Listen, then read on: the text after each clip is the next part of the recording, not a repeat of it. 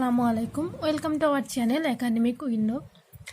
আজকে আমি তোমাদের জন্য বাংলা প্রথম পত্র থেকে আমার পথ প্রবন্ধের কিছু গুরুত্বপূর্ণ সাজেশন নিয়ে আসছি, শর্টকাট সাজেশন বলতে পারো, যা কিনা অনেক সময় আমরা বইয়ে থাকলে পরে বইয়ে খালি পড়ে যাই, আবার পরীক্ষায় যখন আসে তখন আমরা কনফিউজড হয়ে যাই অথবা আমরা ভুলে যাই।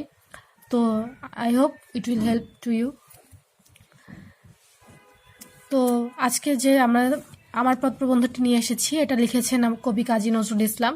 তো কবি কাজী নজরুল ইসলাম জন্মগ্রহণ করেছেন 1899 খ্রিস্টাব্দে বাংলা জ্যৈষ্ঠ মাসের 11 জ্যৈষ্ঠ এবং মৃত্যুবরণ করেছেন 1976 খ্রিস্টাব্দে। কবির জন্মস্থান বর্ধমান জেলার আসানসোল মহকুমার চুরুলিয়া গ্রামে। কবির পিতা মাতার নাম, ওনার পিতা কাজী ফকির আহমেদ এবং মাতা জাহেদা খাতুন। কর্মজীবন অথবা পেশা বলতে গেলে কবি অনেক ধরনের কাজ করেছেন, অনেক ধরনের কাজে তিনি যুক্ত ছিলেন। যেমন তিনি মসজিদের ইমামতি করেছেন, লেটর তলে করেছিলেন, বাঙালি পল্টনে ওনার যোগদান ছিল, রাজনীতি করেছেন, পত্রিকা সম্পাদনা, চলচ্চিত্রে উনি যুক্ত হয়েছেন। পুরস্কার এবং সম্মাননা বলতে গেলে উনি কলকাতা বিশ্ববিদ্যালয় থেকে জগত্তারিণী স্বর্ণপদক পেয়েছেন। ভারত সরকার প্রদত্ত ওনার পদ্মভূষণ নাম উপাধি হিসেবে উনি পদ্মভূষণ নামটি পেয়েছেন। রবীন্দ্র ভারতী এবং ঢাকা বিশ্ববিদ্যালয় থেকে উনি ডিলিট প্রাপ্ত হয়েছেন, ওনাকে ডিলিট প্রাপ্ত করা হয়েছে। এবং 1976 সালে ওনার মৃত্যুর 6 মাস আগে ওনাকে বাংলাদেশ সরকার থেকে 21 পদক দেওয়া হয়। এটাই তার পুরস্কার, এগুলো তার সম্মাননা। এবং ব্যাধিতে আক্রান্ত বলতে গেলে মাত্র 43 বছর বয়সে উনি যে কঠিন দুরারোগ্য ব্যাধিতে আক্রান্ত হয়, যেটাতে তিনি আমৃত্যু নির্বাক হয়ে যায়, অর্থাৎ মৃত্যুর আগ পর্যন্ত উনি সম্পূর্ণ নির্বাক ছিল, উনি কিছু বলতে পারে নাই। এই কঠিন দুরারোগ্যে তিনি আক্রান্ত ছিলেন। আর আমার পথ প্রবন্ধের উৎস বলতে গেলে রুদ্রমঙ্গল প্রবন্ধ থেকে এই আমার পথ প্রবন্ধটি আমরা পেয়েছি।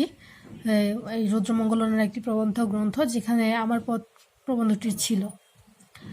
তারপর আসি সাহিত্যকর্ম। তো ওনার বিশাল সাহিত্যকর্মের ইতিহাস অনেক বড়। উনি বেশ কিছু সাহিত্য লিখেছেন, সেটা হলো কাব্যগ্রন্থ, উপন্যাস, গল্প, নাটক, প্রবন্ধ গ্রন্থ, জীবনী কাব্য। ওনার অনুবাদ আছে বেশ কিছু। উনি গান লিখে গিয়েছেন, পত্রিকাতে লিখেছেন। এটাই তার সাহিত্যকর্ম। তিনি অনেক অনেক বেশি গুণে আখ্যায়িত ছিলেন, ওনার অনেকগুলো গুণ ছিল। তো এখন আমরা আসি লেখক সম্পর্কে কিছু গুরুত্বপূর্ণ বিষয়ের মধ্যে আসে যে বাংলা সাহিত্যে কাজী নজরুল ইসলাম বিদ্রোহী কবি হিসেবে পরিচিত। এটা আমরা সেই ছোটবেলা থেকে পড়ে আসছি যে আমাদের বিদ্রোহী কবি কাজী নজরুল ইসলাম। এটা আমাদের সাধারণ জ্ঞান বই হোক, বাংলা প্রথম পত্র বই হোক, যে কোনো বই হোক, আমরা জেনে আসছি যে আমাদের দেশে বিদ্রোহী কবি হলো কাজী নজরুল ইসলাম। তারপর রবীন্দ্রনাথ তার বসন্ত নাটকটি কাজী নজরুল ইসলামকে উৎসর্গ করেছেন।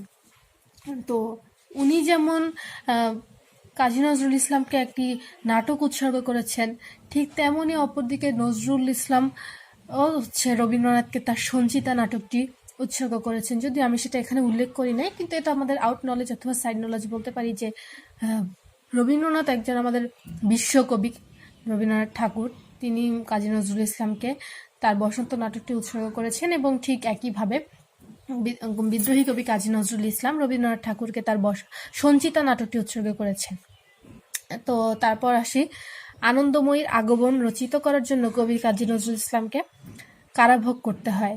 তো এটা তো আমরা জানি যে উনি দীর্ঘ কয় মাস এই আনন্দময়ীর আগমন যখন প্রকাশ হয়, তখন সকলে কিছু এমন কথা আছে এটার ভিতর, যার কারণে উনি বেশ কিছুদিন জেলে ছিলেন, তাকে কারাগারে থাকতে হয়। তারপর আসি কবি নজরুল ইসলামকে জাতীয় কবির মর্যাদা দেওয়া হয় 1974 খ্রিস্টাব্দে। তো সে আমাদের বাংলাদেশের জাতীয় কবি। এটা তাকে মৃত্যুর 2 বছর আগে ওনাকে, যেহেতু 1976 সালে মারা গিয়েছেন, তো ওনাকে 1974 সালে এই জাতীয় কবির মর্যাদা দেওয়া হয়। তারপর বাংলা সাহিত্য ও সঙ্গীতকে সমৃদ্ধতর করে তুলতে কবি নজরুল ইসলামের অবদান সবচেয়ে বেশি। এই যে আমাদের বাংলায় যে সঙ্গীত, তারপর কবিতা, সাহিত্য, এই জিনিসগুলো সাহিত্যের প্রত্যেকটা ক্ষেত্রে কবি নজরুল ইসলামের অনেক বেশি অবদান। উনি এইসব জিনিসগুলোকে অনেক বেশি এগিয়ে নিয়ে গেছেন। তো এইসবের প্রাধান্য দিয়েছেন, সেগুলোর যে ভাব, এগুলো জীবনে কতখানি গুরুত্বপূর্ণ, এই জিনিসগুলোর যে তাৎপর্য সেটা তিনি বুঝিয়ে গিয়েছেন।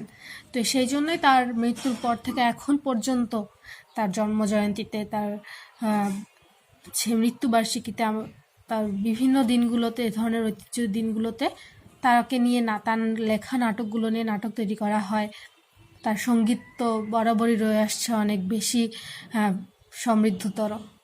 তো তারপরে আসছে নজরুলের সাহিত্য জীবনের সূচনা হয় করাচিতে। ওনার যে সাহিত্য, ওনার যে লেখালেখির জীবনটা, সেটা উনি করাচিতে থাকতে তার এই সাহিত্যকর্মের প্রকাশ হয়েছে, সূচনা হয়েছে।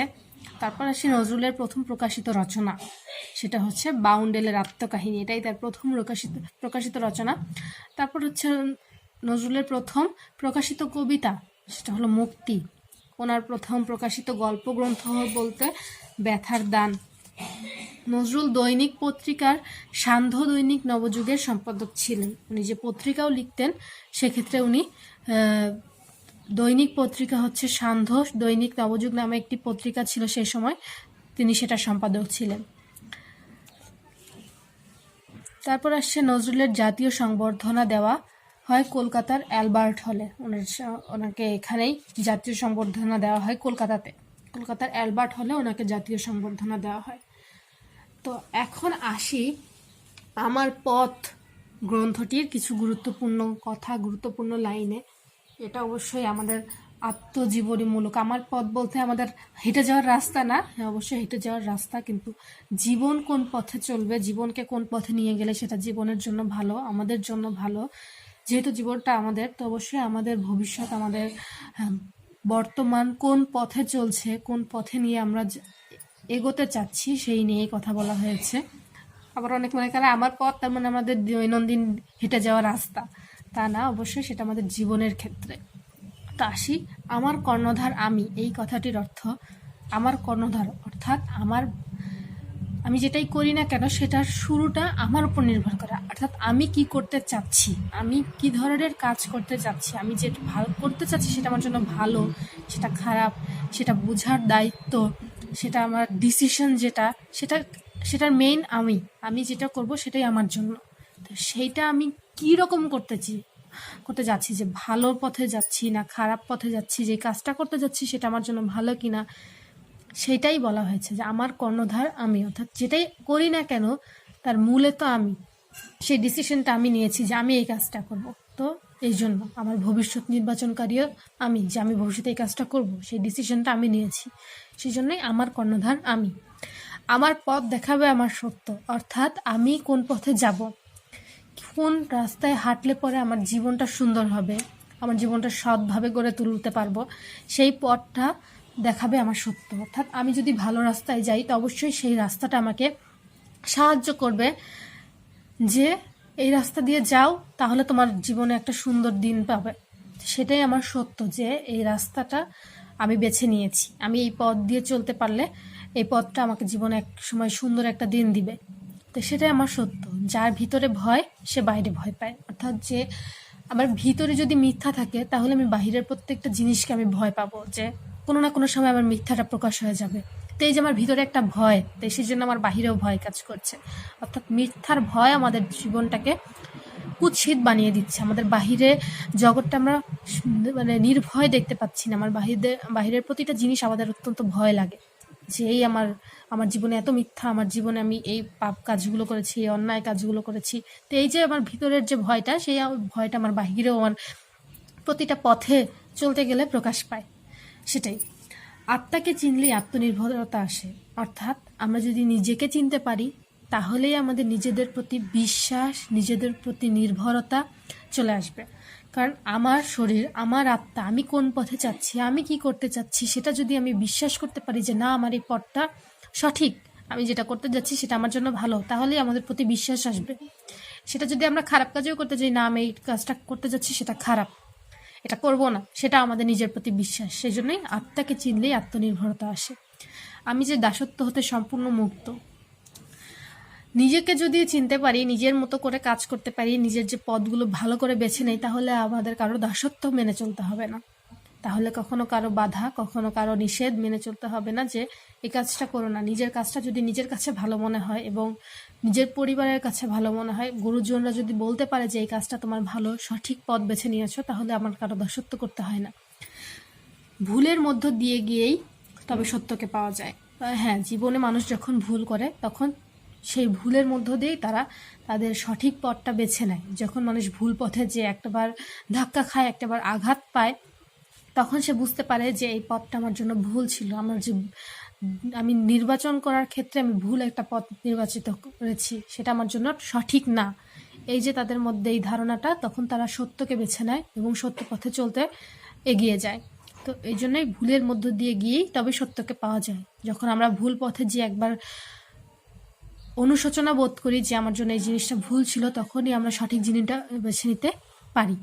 তো এই জন্যই এই কথাটা বলা হচ্ছে, মানুষ ধর্মই সবচেয়ে বড় ধর্ম। মানুষ একসাথে বসবাস করতে গেলে আমাদের সমাজে অনেক ধরনেরই মানুষ থাকে। হিন্দু ধর্ম, বৌদ্ধ ধর্ম, খ্রিস্টান ধর্মের, মুসলমান ধর্মের, আমরা মুসলমান ধর্মের জাতি। তো সবার আগে আমরা মানুষ।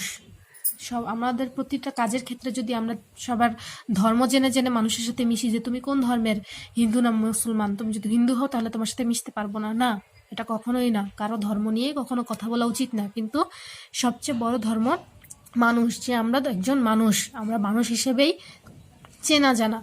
আমাদের ধর্মটা পরে আসে। ধর্ম আসে যখন ধর্মের বিষয় আসে।